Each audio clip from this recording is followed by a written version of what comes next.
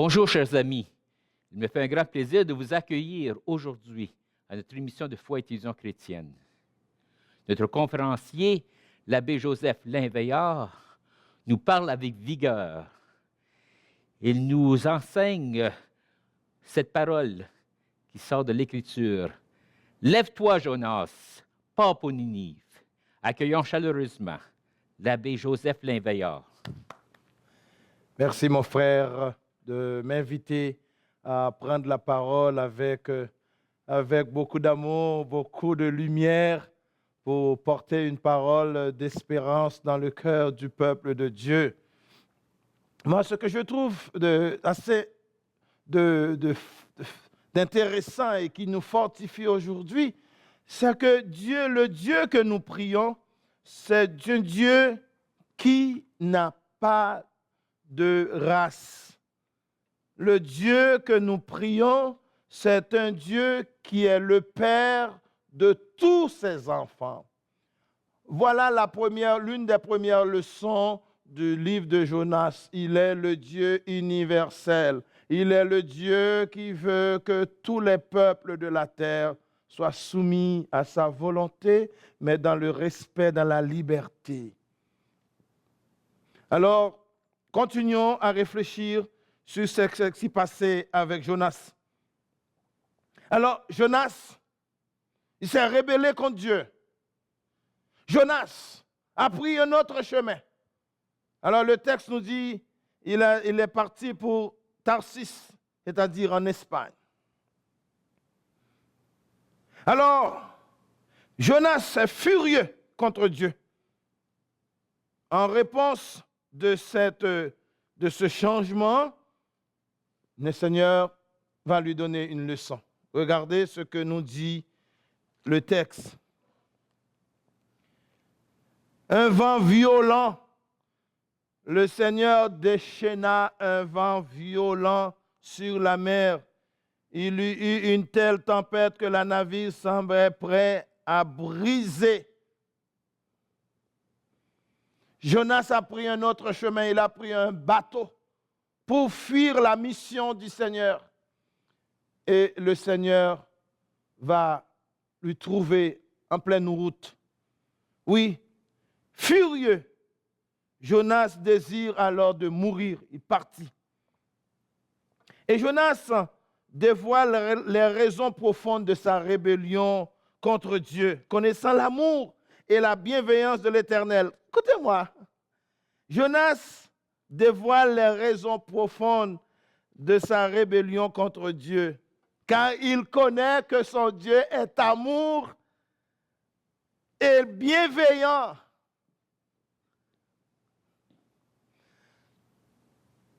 Qu'en pensez-vous, hein? Jésus-Christ avait prononcé une phrase pareille quand il voulait donner son amour, sa miséricorde aux pécheurs. Et certains disciples disent, tu donnes? À qui tu donnes ça? Et le Seigneur Jésus va dire, est-ce que vous ne m'aimez pas que je donne mon amour, que je pardonne à ces gens-là? Car mon amour dépasse le clan. Mon amour dépasse les apôtres. Mon amour, c'est pour l'humanité. Alors, Jonas est mécontent contre Dieu, furieux contre son Dieu, parce que ce Dieu est un Dieu bienveillant, un Dieu amoureux. Le prophète Jonas ne voulait pas offrir une chance de salut aux Assyriens, peuple belliqueux à la cruauté. Et le manque de pitié du prophète qui ne voulait pas juste que Dieu était peut-être teinté. Il était teinté d'un nationalisme qui s'opposait à la volonté de Dieu de bénir toutes les nations par Israël. Jonas, un homme de Dieu, un homme qui portait le message de Dieu pour délivrer des enfants de Dieu. Mais Jonas qui a fui sa mission. Moi, je pense qu'il est triste de penser à l'ampleur du péché. Il est triste de penser à l'ampleur du péché, à la miséricorde de Dieu. Nous savons que si c'était moi, peut-être je dirais la même chose. Peut-être d'autres diraient la même chose. Comment un petit prophète, un étranger qui va parcourir une grande ville païenne, comment un petit prophète qui va parcourir toute une grande ville en prononçant le décret du Seigneur, comment Jonas se sentait petit, démuni pour porter cette parole, cette prophétie de Dieu à son peuple. Ça, c'est essentiel. Il y a tout d'abord, moi je pense, il y a la peur. Moi, je dirais la peur, le doute, la petitesse de Jonas. Et ça me rappelle, frères et sœurs, de parler de Dieu dans les grands centres. Je ne sais pas si vous avez fait l'expérience de parler de Dieu dans les grands centres, même à l'hôpital où se trouve la souffrance. Bien des fois, il est interdit de parler de Dieu. Il est interdit de parler de la miséricorde. Il y a certaines places dans notre société, c'est interdit de parler de Dieu. Et même dans les réseaux publics, il est interdit de parler de Dieu. C'est comme si la raison, le pouvoir public est au-dessus de la miséricorde de Dieu. Il est interdit de parler de Dieu. Moi, je pense que Jonas se trouve dans une situation. Dieu a envoyé Jonas dans une grande ville païenne. Même si Jonas avait ses raisons personnelles, mais il avait pris de panique. Qu'est-ce que ces gens vont faire? Est-ce que ces gens vont m'écouter? Je ne sais pas. On ne sait pas. Est-ce que ces gens vont m'écouter? Est-ce que ces gens vont changer d'attitude? On ne sait pas. Allez-y. Prononce une parole.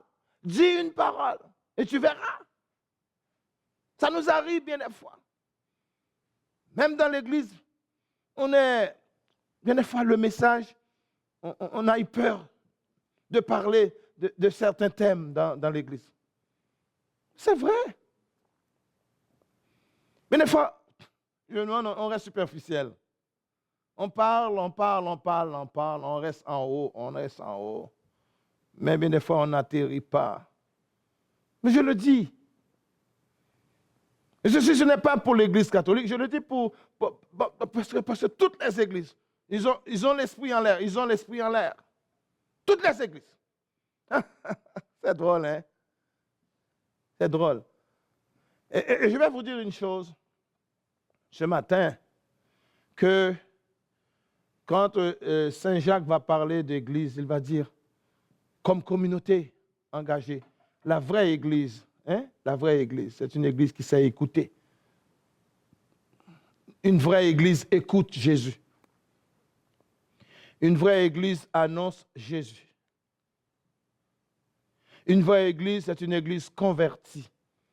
C'est une église qui proclame, qui donne de l'importance à la parole de Dieu. Et c'est pourquoi je félicite le pape François, qui consacre un dimanche à la parole de Dieu. C'est extraordinaire, hein? Malgré nous écoutons la parole de Dieu tous les jours, mais le pape François a dédié le 3e dimanche de l'année comme dimanche de la parole de Dieu. Heureusement, dans notre archidiocèse, on a le festival de la parole de Dieu. Déjà, une anticipation à ce que le pape a donné comme cadeau à l'Église. Heureusement, nous avons le festival de la parole de Dieu. Alors, je reprends. Une vraie religion, nous dit Saint Jacques, c'est une religion qui prend soin. Écoutez, qui prend soin des femmes veuves, qui prend soin des orphelins, une vraie religion, qui prend soin des délaissés, qui prend soin des personnes dans le besoin, une vraie religion. C'est Saint Jacques qui le dit. Qui prend soin des orphelins, qui prend soin des veuves, qui prend soin des blessés de la vie, qui prend soin de ceux et celles qui n'ont rien. Une vraie religion, c'est une religion qui apporte la nourriture, la faim, qui enlève ces problèmes physiques. En sens, moi je dis, regardons, est-ce que même dans notre monde, dans notre Église, il y a des éléments qu'on met de côté? C'est vrai. C'est vrai. Alors, je vous invite à reprendre avec Jonas je pense que cet élan.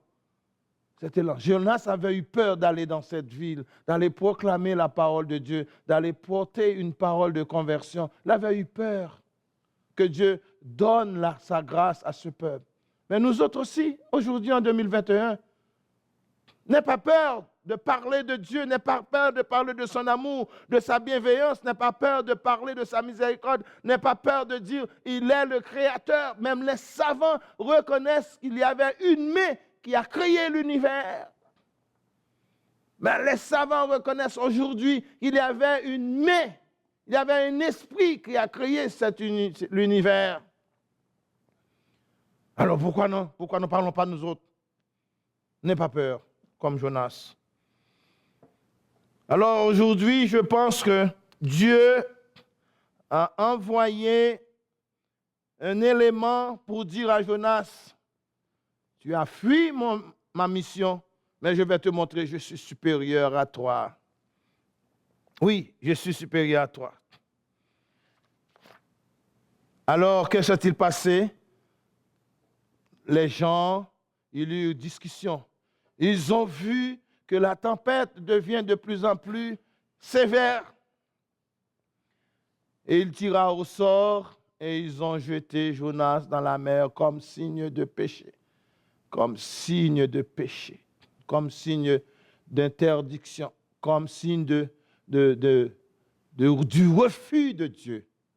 Et bien des fois dans notre vie aussi, quand il nous arrive de certaines situations, on peut se demander, Seigneur, pourquoi il m'arrive des problèmes dans ma vie?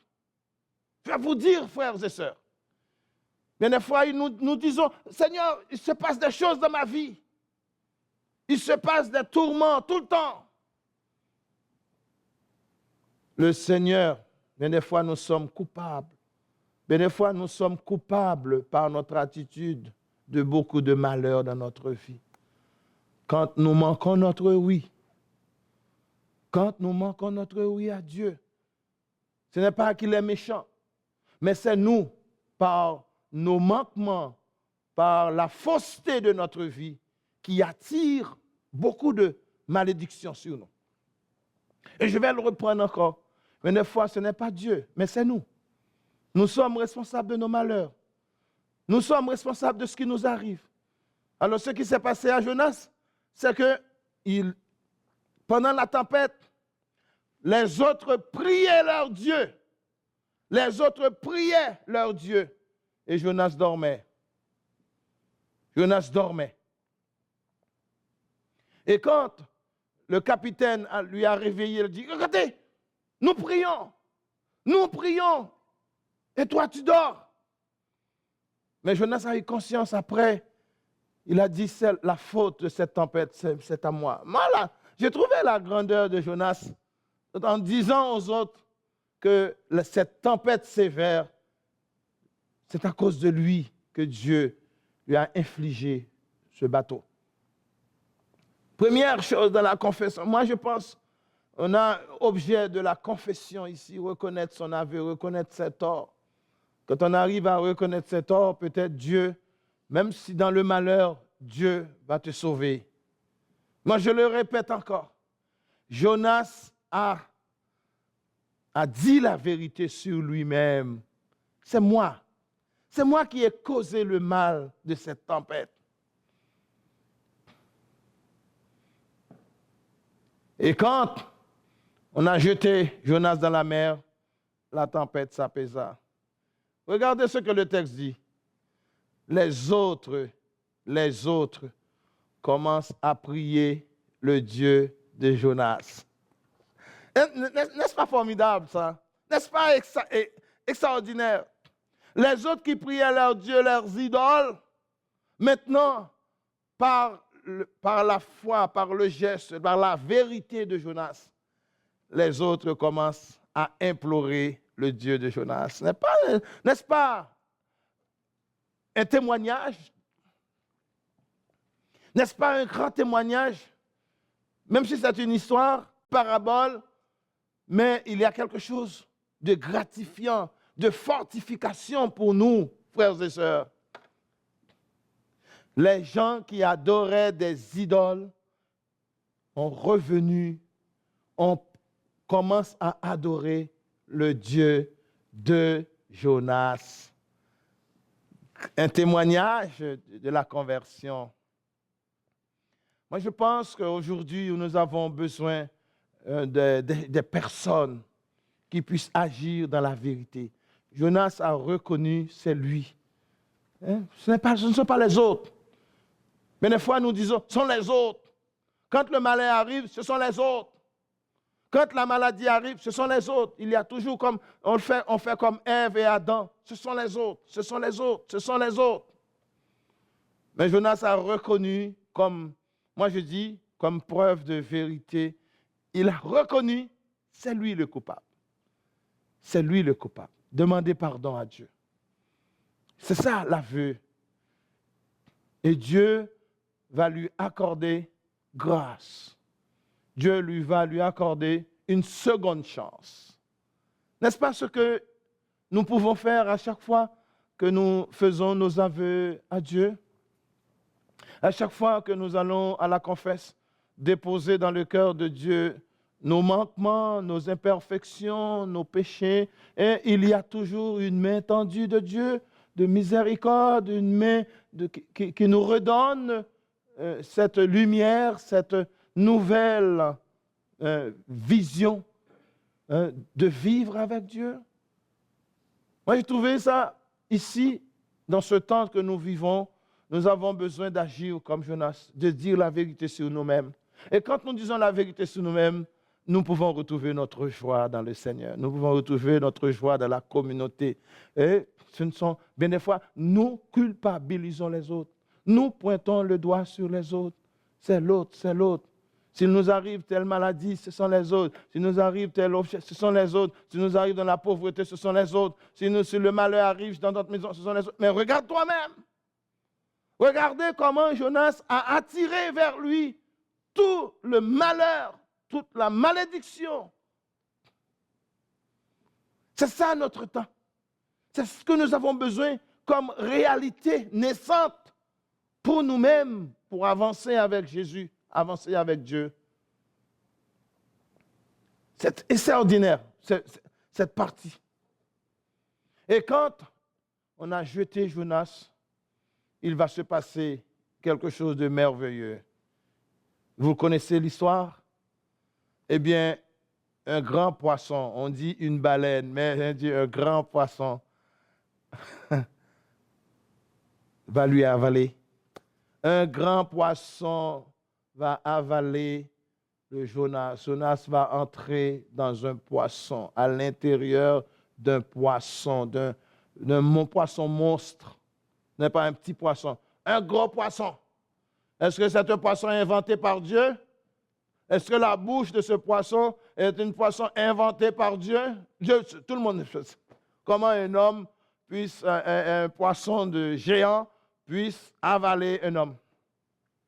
Et non seulement que ce poisson va lui avaler, cet homme va rester 3 jours.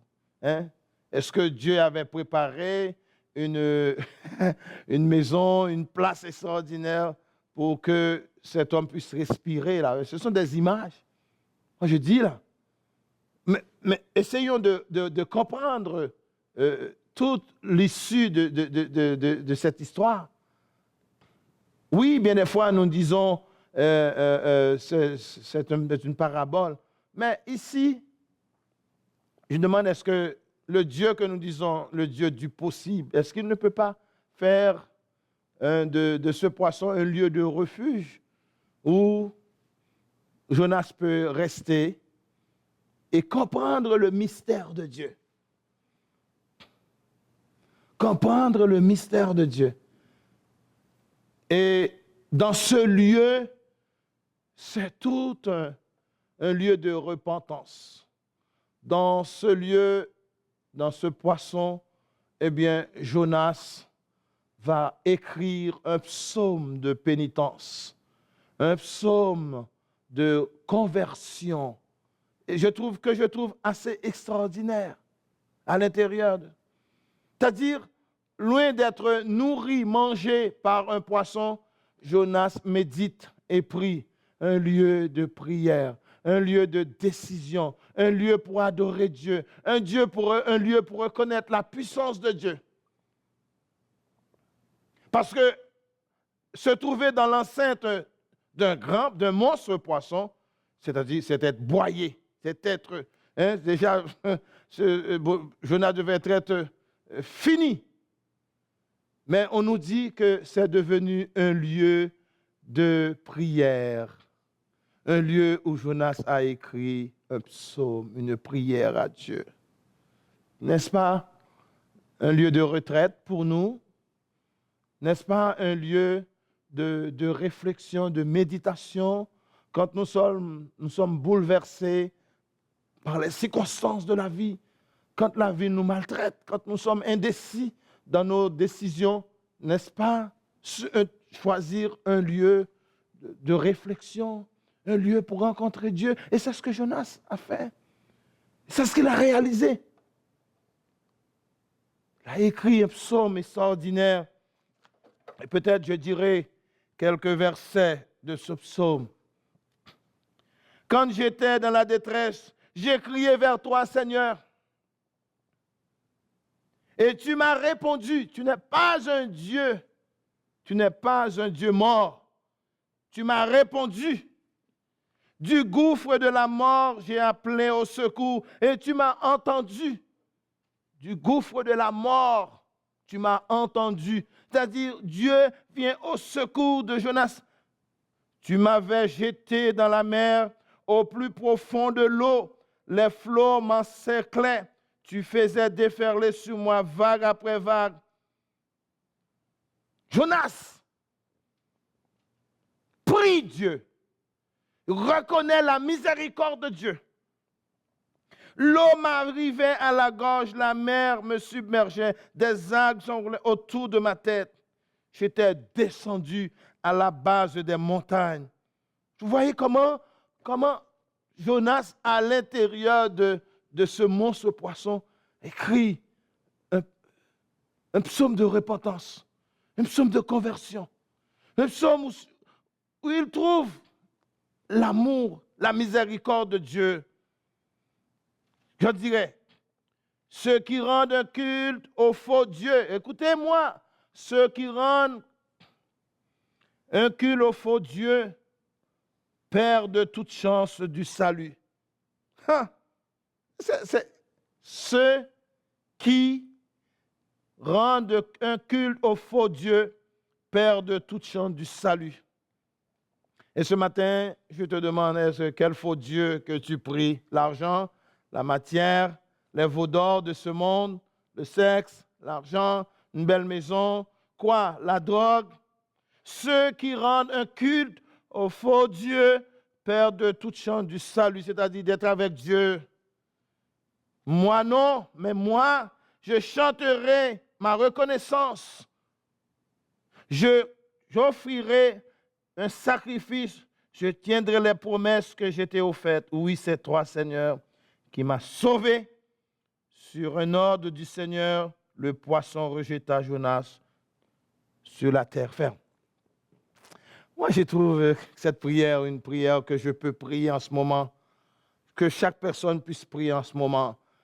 Oui, nous sommes reconnaissants, nous sommes comblés de la présence de Dieu qui est notre salut. Que le Seigneur nous bénisse aujourd'hui, que le Seigneur nous donne la force de reconnaître la vérité pour que sa lumière nous éclaire et nous sauve. Amen. Nous vous offrons 3 nouveaux DVD avec l'abbé Paul Akpa. Redonne-moi un esprit nouveau. Le Seigneur veut reformater notre mémoire. Nous devrions constamment demander au Seigneur, redonne-moi un esprit nouveau. En donnant corps à l'esprit, nous devenons signe des actions de l'esprit. Comment prier? Il faut se laisser guider par l'esprit.